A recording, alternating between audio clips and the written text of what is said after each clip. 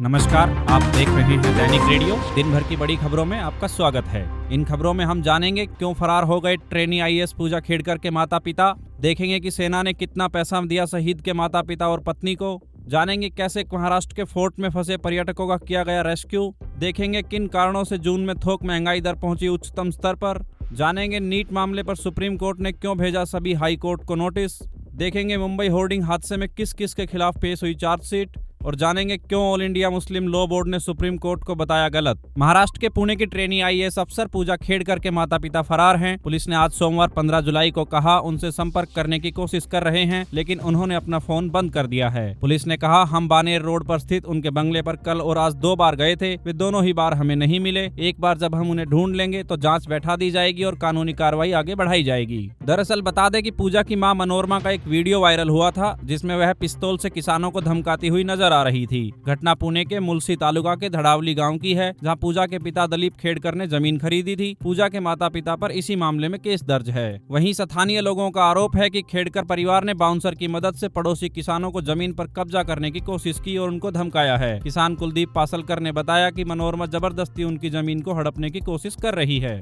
आगे बढ़ने से पहले आपसे एक अपील है कि अगर आप चैनल पर नए हैं तो चैनल को सब्सक्राइब करें और बेल आइकन को प्रेस करें, ताकि हमारी हर वीडियो आप तक पहुंचती रहे।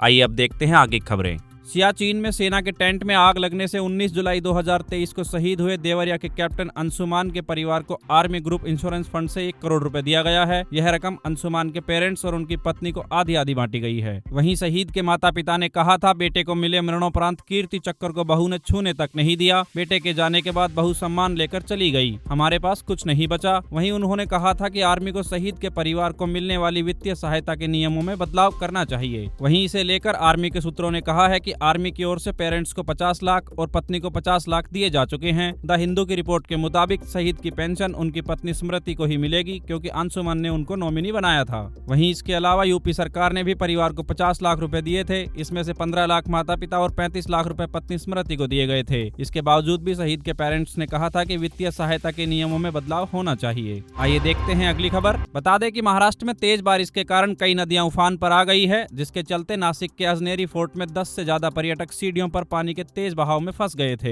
हालांकि कुछ घंटे के बाद उन्हें वन विभाग की टीम ने रेस्क्यू कर लिया था। इसके अलावा रत्नागिरी और चंद्रपुर में देर रात और सुबह तेज बारिश होने के चलते इन जिलों में सड़कों और निचले इलाकों में पानी भर गया है। खेड़ में दीवान खावटी स्टेशन के पास रेलवे ट्रैक पर मलबे के कारण रेल सेवा बाधित हुई है, जिसके चलते कई ट्रेनें अलग अलग स्टेशनों पर 4 से 5 घंटे लेट पहुंची है। वहीं नेपाल से सटे इलाकों में तेज बारिश के कारण गंगा नदी उत्तर प्रदेश और बिहार के कुछ इलाकों में खतरे के निशान के करीब बह रही है। उत्तर प्रदेश के 17 जिलों में बाढ़ के हालात हैं, जिसकी चपेट में 97 गांव हैं। वहीं बिहार के मुजफ्फरपुर में बाढ़ से 50,000 की आबादी पानी से घिरी हुई है। बिहार में गंगा के अलावा घाघरा, गंडक, बागमती, कमला बलान, कोसी, महानंदा और परमान नदी भी खतरे के निशान के करीब बह रही है। जानकारी के लिए बता दें कि मौसम विभाग ने 20 राज्यों में भारी बारिश का अलर्ट जारी किया है। इनमें मध्य प्रदेश, उत्तराखंड, पूर्वी उत्तर प्रदेश, तेलंगाना, पूर्वी राजस्थान, महाराष्ट्र का विदर्भ, मराठवाड़ा, छत्तीसगढ़, तमिलनाडु, पुडुचेरी, कराईकल, तटीय आंध्र प्रदेश, यानम, उत्तर कर्नाटक, ओडिशा, अरुणाचल प्रदेश, असम, मेघालय, उप हिमालय पश्चिम बंगाल, सिक्किम, बिहार, नागालैंड, मणिपुर, मिजोरम और त्रिपुरा शामिल हैं। आइए देखते हैं अगली खबर।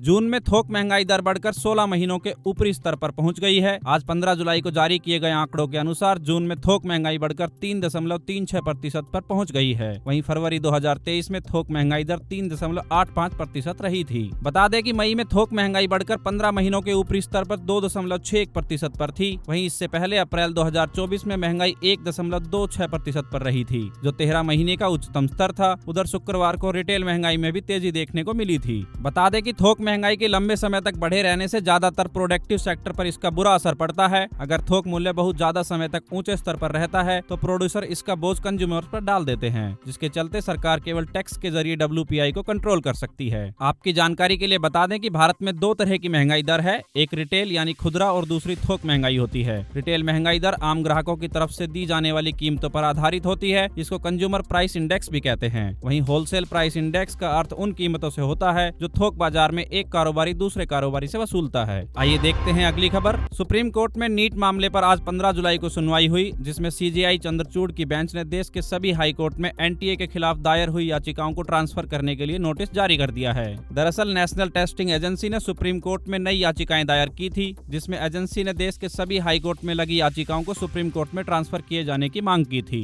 बता दें कि इस मामले की सुनवाई सीजेआई चंद्रचूड़, जस्टिस पारदीवाला और जस्टिस मनोज मिश्रा की डिवीजन बेंच कर रही है। वहीं इससे पहले 20 जून को एनटीए की मांग पर सुप्रीम कोर्ट ने कलकत्ता, बॉम्बे और जोधपुर हाई कोर्ट में एजेंसी के खिलाफ दायर हुई याचिकाओं की सुनवाई पर रोक लगाई थी। ये सभी याचिकाएं एग्जाम में ग्रेस मार्क्स के खिलाफ दायर की गई थी। इसके बाद एनटीए ने बची हुई याचिकाओं को ट्रांसफर किए जाने की अपील की थी। ये सभी याचिकाएं एग्जाम कैंसिल किए जाने से जुड़ी हैं। वहीं सुप्रीम कोर्ट में नीट पेपर लीक और एग्जाम कैंसिल किए जाने की याचिकाओं पर अब अगली सुनवाई 18 जुलाई को होगी। आइए देखते हैं अगली खबर। मुंबई होर्डिंग हादसे को लेकर एसआईटी ने 3299 पन्नों की चार्जशीट मुंबई की कोर्ट में पेश की है। इसमें कहा गया है कि 250 टन वजनी होर्डिंग रेलवे की जमीन पर लगा था। होर्डिंग लगाने से पहले जेसीबी ऑपरेटर ने होर्डिंग लगाने वाली कंपनी को बताया था कि मिट्टी नर्म है, यहाँ होर्डिंग लगाना ठीक नहीं है। इसके बावजूद भी जनवरी 2023 में होर्डिंग लगा और 16 महीने बाद गिर गया। इसमें 17 लोगों की मौत हो गई और 74 लोग घायल हो गए। चार्जशीट में यह भी कहा गया है कि रेलवे के अधिकारी, ईगो मीडिया प्राइवेट लिमिटेड के अधिकारी और बीएमसी के अधिकारी इसमें मिले हुए थे।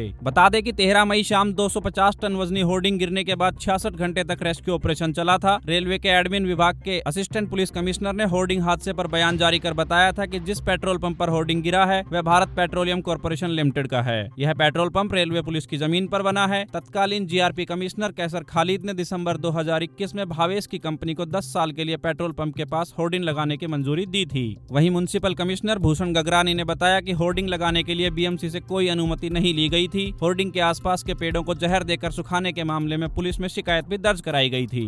और अब आज की सबसे बड़ी खबर, all India Muslim personal board ने तलाकशुदा मुस्लिम महिलाओं को गुजारा भत्ता देने के सुप्रीम कोर्ट के फैसले को गलत ठहराया है। All India Muslim personal law board की वर्किंग कमेटी ने रविवार को एक बैठक कर सुप्रीम कोर्ट को इस फैसले पर चर्चा की है। बाद में इस बैठक में प्रस्ताव पारित किया गया जिसमें कहा गया कि यह फैसला शरिया अर्थात इस्लामी कानून के खिलाफ है। लिहाजा all India Muslim personal law board सभी संभावित उपायों को पता लगाएगा जिसमें सुप्रीम कोर्ट के इस फैसले को पलटने को कहा जा सके। बता दें कि दरअसल सुप्रीम कोर्ट ने 10 जुलाई को कहा था कि तलाकशुदा मुस्लिम महिला अपराध प्रक्रिया संहिता की धारा 125 के तहत अपने पति से भरण पोषण की हकदार है। इसके लिए वह याचिका दायर कर सकती है। जस्टिस बीवी नागरत्ना और जस्टिस ऑगस्टिन जॉर्ज मसीही की बेंच ने एक मुस्लिम युवक मोहम्मद अब्दुल समद की याचिका को खारिज करते हुए यह आदेश दिया था। वहीं सुप्रीम कोर्ट ने कहा था कि यह फैसला हर धर्म की महिलाओं पर लागू होगा। मुस्लिम महिलाओं को भी गुजारा भत्ता पाने का उतना ही अधिकार है जितना कि अन्य धर्म की महिलाओं को है। ये थी आज की बड़ी खबरें। आप देख रहे थे दैनिक रेडियो। नमस्कार, धन्यवाद।